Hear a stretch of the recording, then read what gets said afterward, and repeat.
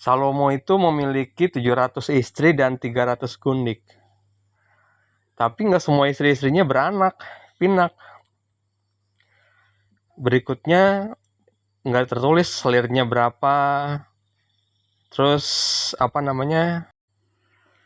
gue lupa namanya tuh yang merawat Daud sampai dia tua, gadis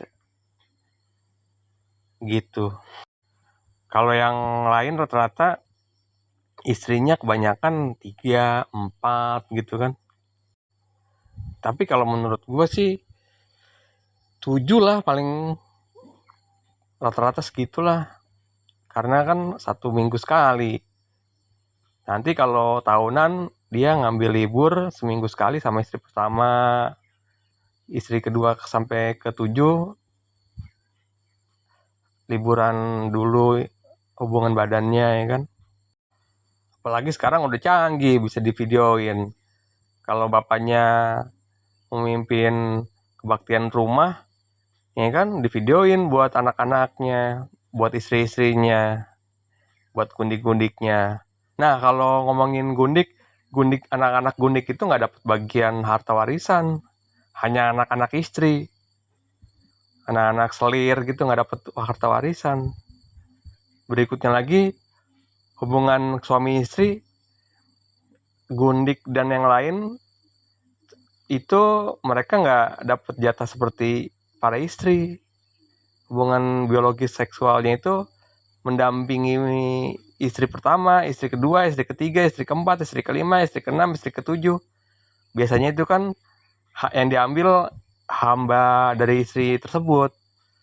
Seperti misalkan saya punya hamba, nanti terus dia trisam kan gitu.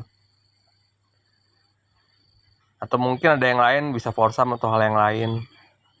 Hanya tidak berhubungan badan dengan adik kakak, ya kan. Jadi misalkan dia punya istri adik kakak nih, hubungan badannya satu kamar, dia bikin tenda-tendaan. Jadi ketelanjangan kakaknya atau adiknya nggak dilihat atau nggak diketahui gitu.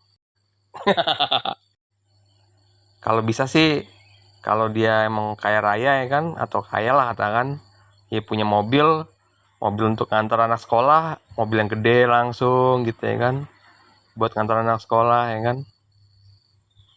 Ya kalau bisa, kalau dia punya duit lagi, dia bisa bikin sekolah sendiri ya kan, bisa membantu warga sekitar, bisa sekolah selain sekolah di sekolah negeri atau negara ya kan.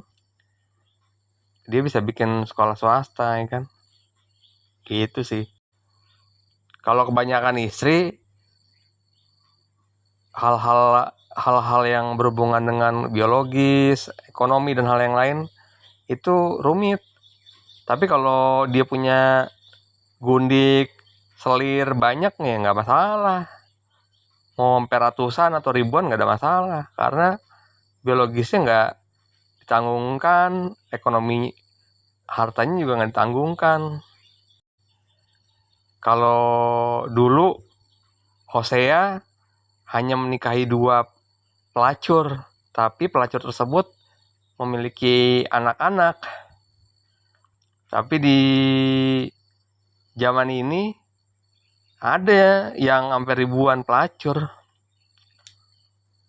Harusnya tertulis juga tuh berapa istrinya dia, berapa selirnya, berapa gundiknya, berapa pelacur yang pernah berhubungan dengan dia ya kan. Harus tertulis juga tuh di suatu kitab orang percaya ya kan. Terus namanya nama dia lah, di situ tertulis juga kitab orang percaya ya kan, anak-anak Elohim atau anak jamak Elohim yang masuk ke dalam kitab kehidupan. Karena orang percaya harus tertulis, orang-orang percayanya itu, anak-anak Elohim itu A kecil ya, bukan A besar, A kecil. Anak-anak Elohim atau anak jamak Elohim harus tertulis di kitab kehidupan. Ketika dia nggak percaya, apalagi dia menghujat Ruach HaKodes, dia terhapuskan, dicoret dari kitab orang percaya tersebut. Nah, kalau dia punya uang juga, dia bisa bangun juga kehilat untuk keluarganya dan orang-orang percaya di sekitarnya. Di situ dia bisa naruh sembako, ya kan. Jadi kalau ada orang yang pengen makan, dia bisa makan, bisa masak telur atau sejenisnya, mie atau sejenisnya, nasi, beras, ya kan. Ada air minum, air keran, gitu. Jadi ada makanan. Ada juga dia mau bikin tepung-tepungan gitu buat bikin roti tak beragi gitu. Iya, dia juga bisa taruh juga di situ, ya kan. Dan dia bisa ngasih panduan untuk membuat roti tak beragi, ya kan. Dia juga bisa naruh anggur di situ, ya kan, anggur keras yang udah dibotolin gitu atau di ember gitu, boleh juga. Minyak gitu, ya kan, boleh juga ditaruh di situ. Tapi bagi orang-orang yang ingin melayani di Kehilat, seperti misalkan kalau terjemahannya di sini, ya kan, pastor atau pendeta gitu, ya kan. Berikutnya sintua atau penilik jemaat gitu, ya kan, harus beristri satu, tertib hukum, tidak bercacat dalam masyarakat, bukan pemabuk dan hal yang lain. Itu mesti jelas. Namun kalau dia hanya jemaat atau sekedar orang percaya yang dalam lingkungan tersendiri gitu, ya kan, dia punya kehilat sendiri, tapi dia tidak memimpin peribadatan dalam konteks jemaat yang adalah beberapa keluarga yang bukan keluarga inti dia.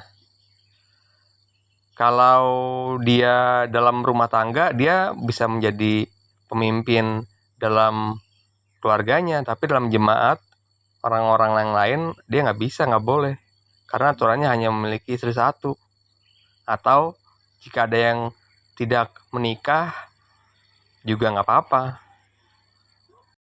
Makanya tahu diri aja, ya kan, sadar panggilan, ya kan. Kalau emang punya kebutuhan biologis besar, ya kan, terus punya keinginan berkeluarga gitu, ya kan, ya udah langsung aja, nggak usah lama gitu, cari yang bisa jadi istri, ya kan, diajarin tentang kepercayaan kepada Elohim yang hidup, Adonai Somosia sebagai mana juga, dan Ruach HaKodes, gitu sih menurut gua.